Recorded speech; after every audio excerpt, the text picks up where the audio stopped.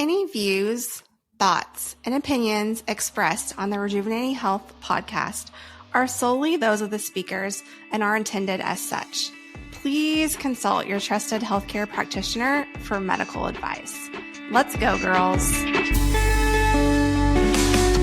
Welcome back to the Rejuvenating Health podcast. I'm Coach Laken, and as always, I'm joined by nurse practitioner Lindsey. And today we are going to be diving into a topic that honestly, it doesn't get very much attention, not enough attention by far in women's health, and that is the gallbladder. I want to say, I don't really know that it gets any attention.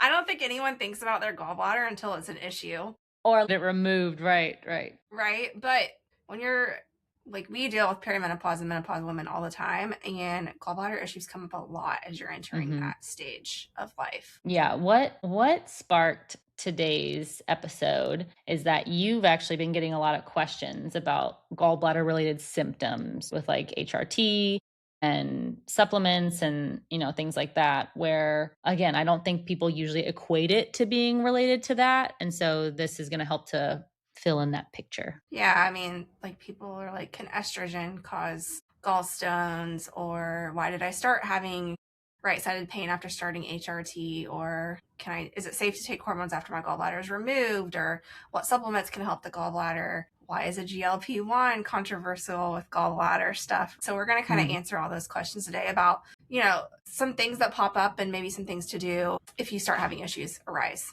Yeah. So particularly when it comes to gallbladder problems and perimenopause or menopause, let's start with the basics. Like why do gallbladder problems become more common as women get older? Well, there's lots of reasons. So first off, women just have a higher risk of gallstones than women.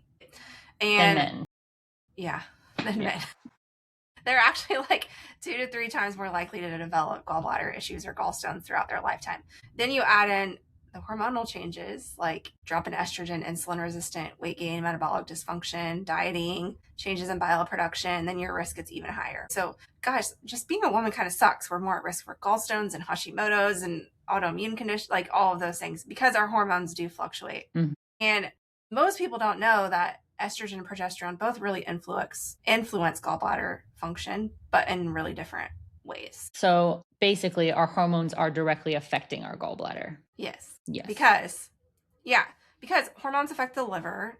Your liver produces bile. The gallbladder stores and concentrates that bile that the liver produces. And when you eat fat, like a fatty food, the gallbladder contracts and releases that bile into the digestive tract to help break down the fats and absorb those fat-soluble nutrients. So hormones, they can affect the liver and multiple different things, kind of influence every step of that process. So as your hormones start to fluctuate during perimenopause, that bile composition changes a little bit and your gallbladder motility changes a lot. And so those two things together can increase that risk of gallstones quite significantly. For those that are not familiar, what is a gallstone? So let me explain what bile is and then it'll help you know what a gallstone is.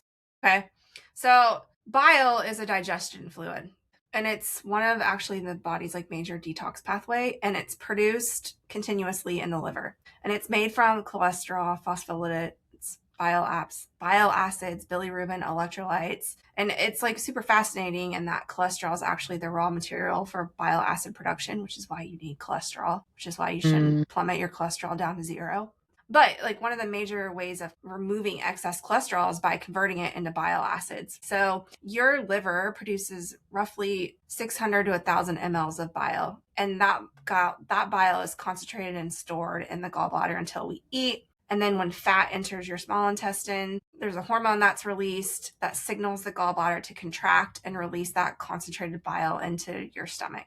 Without adequate bile, you're not going to be able to digest fats. You're not going to be able to absorb those fat-soluble vitamins.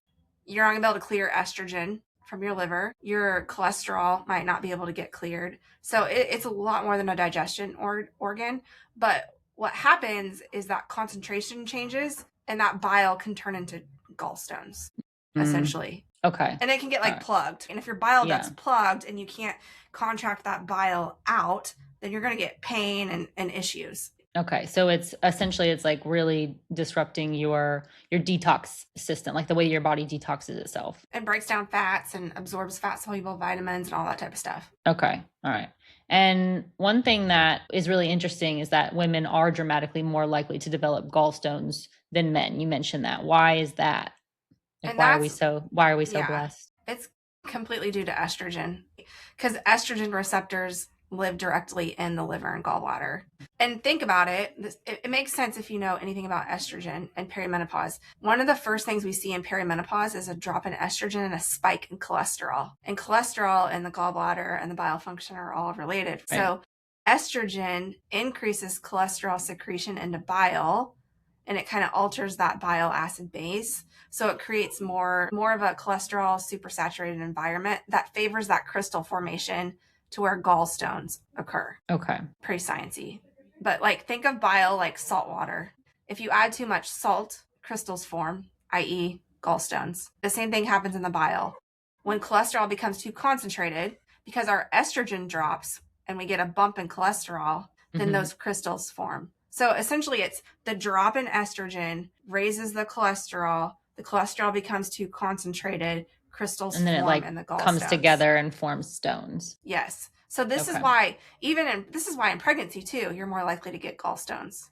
And sometimes when you introduce hormone therapy, you can get gallstones. Or sometimes when you have perimenopause and your estrogen surges. So a lot of periods of fluctuating hormones increase that likelihood of that bile becoming lithogenic or stone forming, essentially. Okay. So let's keep down this rabbit hole of estrogen. Most women hear that estrogen is protective. You know, we've talked about that before in previous episodes. So why can it increase gallstone risk? Like if it's supposed to be something that's protecting us, and then, you know, obviously we're going to talk about how that comes into play with HRT. Yeah. So, I mean, we've talked about this before. Estrogen, I love it. It's great for bones. It's great for brain protection. It's great for cardiovascular support. It's great for insulin sensitivity. But when you take estrogen, one effect is that it increases cholesterol secretion into bile. So the more of that cholesterol that's secreted into the bile, the more likely it's to become saturated.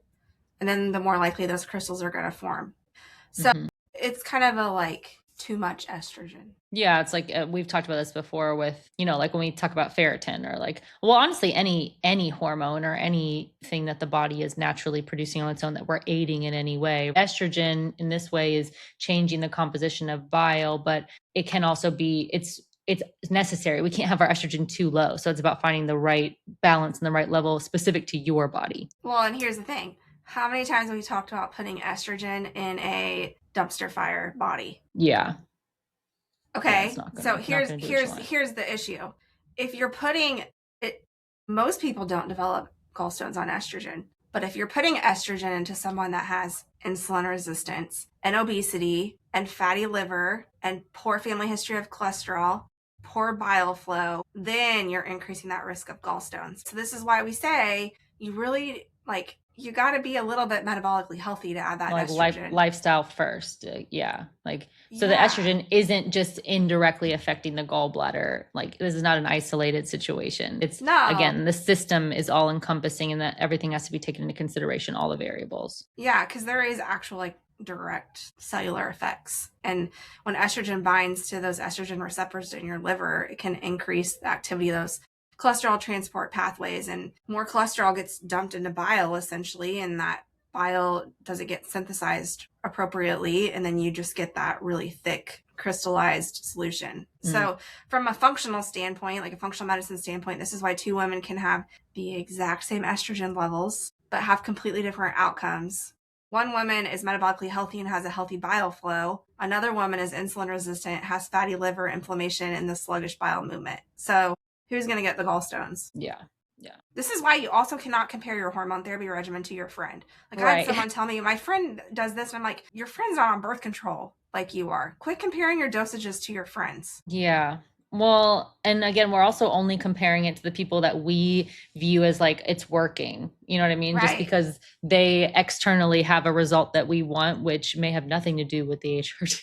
potentially. Yeah. All right. So in that, let's talk about HRT, because this, I think, is where women get really confused. Yeah. So not all estrogen therapies have identical risks. There's a Mhm. difference between oral, transdermal, injectable, cream, whatever. The route of administration matters tremendously. So, especially oral. So, if you're doing an oral estrogen, it undergoes what's called first hepatic metabolism. So, it means every dose that you take passes through your liver before entering circulation. What that means is it has a much stronger effect on the hepatic cholesterol metabolism and bile composition. So, if you take it orally, you're going to be more at risk to get gallstones because it bypasses that liver. It's having to go through through your gut. Where if you're doing transdermal, like a cream, a patch, it largely bypasses that first liver metabolism. And so you're going to be less likely to get gallstones. So like one of the largest studies ever conducted on this topic followed like over 1 million postmenopausal women. And they found that oral hormone therapy was associated with a much, much, much higher risk of gallbladder disease than transdermal, right? Like the relative risk was approximately 1.74 with oral and 1.17 with transdermal. And that's like a massive difference in research. Is there a reason why you would, because I feel like most women that I'm aware of that are doing HRT is usually not oral estrogen. Is there a reason why you would opt for oral estrogen? There's reasons. So some people's skin doesn't absorb the transdermal very well. Like I did transdermal and I like burned through it like a mad woman. And I'm active. I sweat. I sauna. Like I couldn't get it to stick very well. I'm not doing oral estrogen because I have a down the road risk of blood clotting. So I do injectable, which is controversial in itself. But you will have some people that the patch just doesn't work or they're allergic to adhesive or something like that. But the patch is always my go-to first. Like it's worth trying that first. Right. And all estrogen isn't delivered the same way. Like the oral does create a lot longer effect on the liver function, which is why I don't love it as much. That's why like transdermal decreases your risk of blood clots and gallstones and triglyceride elevations compared to oral. So this is why most menopause providers are pushing you more towards the creams and the patches to try first. Okay. Yeah, it's like patches, creams, gels, all that stuff. Yeah. I would assume the patch is the easiest. And also the easiest to dose. You just change it twice a week. But some people forget to put it and change it. And yeah. But it is the safest. I'm saying in comparison to like a cream. Oh, yeah. The creams are a little bit of a pain. You have to rub them and you have to make sure you're not doing skin-to-skin contact. Like, the creams can be a little bit of a pain. Okay. Then you can't talk estrogen without progesterone. So how does progesterone play into this effect, and how does that affect the gallbladder? So it's because completely you're different. Right. You never do just estrogen without progesterone as far as HRT goes. Yeah. It has a completely different mechanism. So progesterone, and instead of changing the bile composition, it affects your gallbladder movement. So this is why some people, when they take progesterone, have loose stools. It's essentially a smooth muscle relaxant. So it relaxes that smooth muscle tissue. So this is also why pregnant women get more gallbladder issues, because that increase in progesterone to keep the pregnancy causes slower digestion, constipation, reflux. The gallbladder is a muscular organ. So if the progesterone I said diarrhea and I meant constipation. If the progesterone causes the gallbladder to contract less, that bile is going to sit longer. And when that bile becomes stagnant, then stones are going to form. So the estrogen kind of changes the composition of it, where the progesterone changes the movement of it. Gotcha. Yeah. So that kind of makes it more easy to understand, essentially. Okay. So let's go deeper into progesterone, because I don't think most women realize that it can influence gallbladder function overall, like with motility. Yeah. I mean, you just have to think of progesterone as a smooth muscle relaxant, right? Like it literally exists in your GI tract, your blood vessels, the gallbladder, and it just, if you have really high levels of it, it can compare that contraction. So if you just now imagine that you have an increase in estrogen, which is causing an increase in cholesterol, and then you have the progesterone, which is causing slowing emptying, you just have the perfect storm for gallbladder symptoms. And then what symptoms would women be looking out for if they were worried about poor bile flow? So you're gonna have like right upper abdominal pain. That's where your gallbladder sits, right? It's gonna be, you're gonna have pain under your shoulder bone because it kind of radiates back there. Mm-hmm. This is also symptoms of heart attacks in women. I was gonna say this sounds like Yeah, not related to gallbladder. But the issue with gallbladder is it normally happens after fatty meals, right? Mm. So you're going to get some nausea after fatty meals. You're going to get some bloating, some burping, some indigestion. Your stools can become loose and sometimes like clay colored, right? Pale. They float a lot. Like you can see like fat in it and you're not able to really eat fat. So like a lot of times what I hear women say is I feel really terrible after eating healthy fats. Like that can often be a clue that you have those motility issues. Okay. And what happens if you have to get your gallbladder removed, or if you've already had your gallbladder removed? I'm sure a lot of listeners are probably in that boat and they may think, oh, like this doesn't apply to me. Yeah, if you turn the episode off because you're like, I don't have a gallbladder, then you should turn it back on, or you should share it back with your friend, right? Because removing the gallbladder doesn't stop bile production. The liver still produces that bile. The difference is now that bile drips continuously into your digestive tract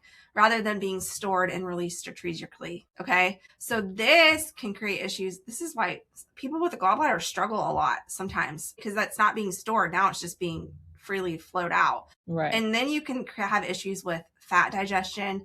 This is where nutrient absorption can really become an issue, especially for those fat-soluble vitamins. Your gut health can really be affected. You can have bloating and diarrhea. And I'll be honest, like many women never get proper guidance after getting their gallbladder.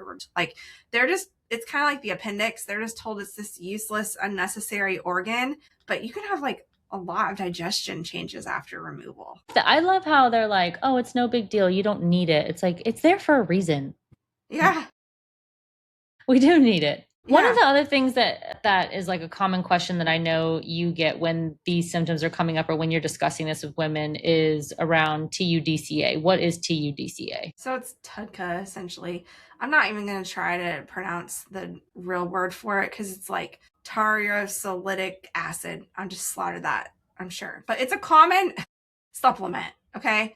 And it occurs naturally in the body. It's a bile acid naturally produced in small amounts in the body. And it's been really studied extensively for liver support and bile flow and cholestasis and gallbladder function and cellular protection and all that stuff.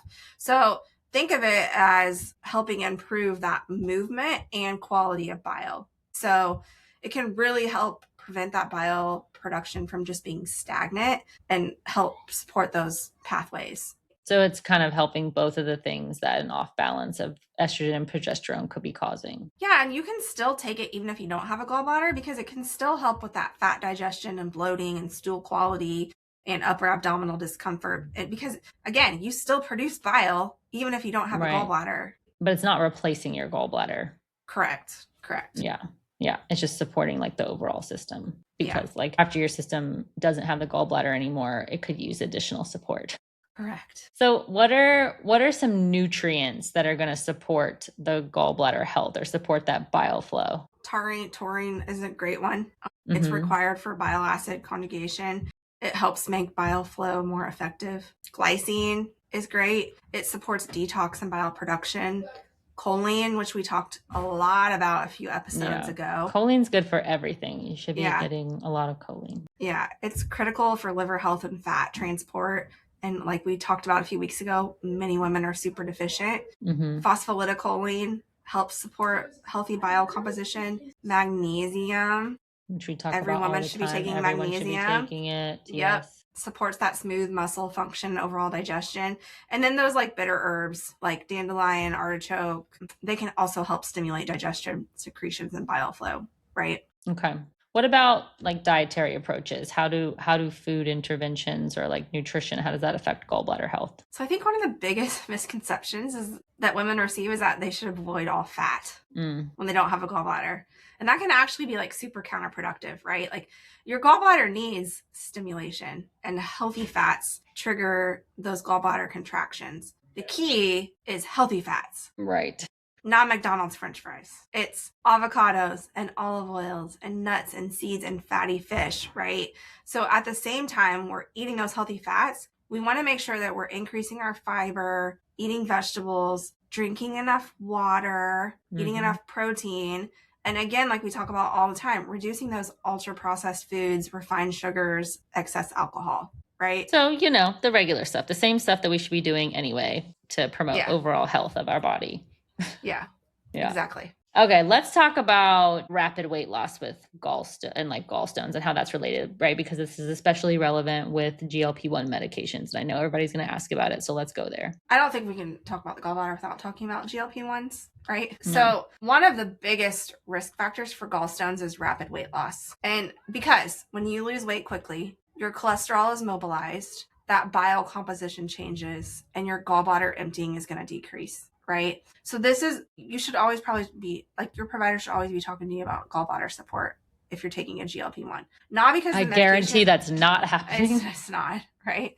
And it's not because the medication is bad, but it's because that rapid weight loss dramatically increases your risk of gallstone. Yeah, it's a stress on the system. And like, this is especially important right now because so many women are taking GLP-1 medications, but there are, I mean, among other risks that are associated, which we've talked about in previous episodes, but this is something worth paying attention to that's not necessarily going to be talked about by your provider. So it's worth bringing up to them. Yeah. And the GLP-1 does not cause gallstones. Like, right. That's not that. It's the issue is the rapid weight loss. Okay. That rapid weight loss is just becoming that bile to become really cholesterol rich and becoming it to just for it to not empty out. Yeah. And when that calorie deficit, just when that calorie intake drops so dramatically, you're just increasing your risk of gallstones. So if you're someone that's losing 40, 50, 60 pounds, you should really be thinking about your bile flow support, like not after symptoms develop. Yeah, like proactively. Yeah. So one thing that hasn't come up yet that I think is worth talking about is the microbiome. Obviously, our gut is related to our bile production. So how does gut health affect bile? Yeah, I don't think you can talk about liver, gallbladder, anything in the abdomen region without talking about gut health. And there's a lot of like cool research coming out about how gut microbiome actively transforms bile acids. So certain bacteria can help recycle bile acids. They can help regulate signaling pathways involved in the metabolism, inflammation, blood sugar control, cholesterol. So when you have gut dysbiosis, then you're going to have bile acid metabolism changes. And that can cause that estrogen recirculation, that cholesterol dysregulation, that gallbladder. So your gallbladder isn't just a gallbladder issue. It's a liver issue. It's a hormone issue. Mm-hmm. It's a gut health issue. It's a metabolic issue. Yeah. So just like any other time we bring up the gut microbiome, it is. Or anytime we bring up anything, it's tied to everything. It's a multi-system. Right. Like one thing does not affect one thing. It's all multi-system. Yeah, which is why the functional medicine approach is going to be the preferred approach. So how do you approach gallbladder concerns from a functional medicine perspective, and how's it different? Yeah. So why is the bile stagnant? Why are stones forming? Why is your digestion impaired? Is it due to your hormones? Is it due to insulin resistance? Is it due to liver function? Is it due to your metabolic health? Is it due to your gut health? Is it due to weight deficiencies? Is it due to rapid weight loss? Like, what the heck is causing it? Like, that's what functional medicine does, ask questions. Mm-hmm. Root cause. Yeah. Root cause medicine. Yeah, instead of like just treating the symptoms. Exactly. Okay. So what would you say is the biggest takeaway from today's episode? We covered a lot. That your gallbladder is not a useless organ. It's actually quite complex, and it's far more connected to hormones than most women realize. Estrogen affects the composition, progesterone affects the movement, menopause changes both. So if you're someone that's experiencing digestive symptoms, the bloating, the nausea after fats, the right-sided discomfort, don't ignore that. And if you're someone considering HRT, make sure you're metabolically healthy and make sure you work with someone that understands how that can affect all of your systems. Yeah. And whether you're navigating, menopause, perimenopause, considering HRT, or if you've had your gallbladder removed, or you're just simply trying to like improve your digestion, overall health, there are a lot of evidence-based strategies that can help, some of which we mentioned today as far as nutrition and lifestyle interventions. Exactly. So hopefully you learned something today. I learned a lot researching this. And if it was helpful, be sure to subscribe, leave a review, share it with a friend who's kind of navigating these challenges. Yeah, especially if you know somebody that you know is being impacted by something like this or that has some of these symptoms. Share it with them. It might be really insightful. Yeah. See you next time. See you next time.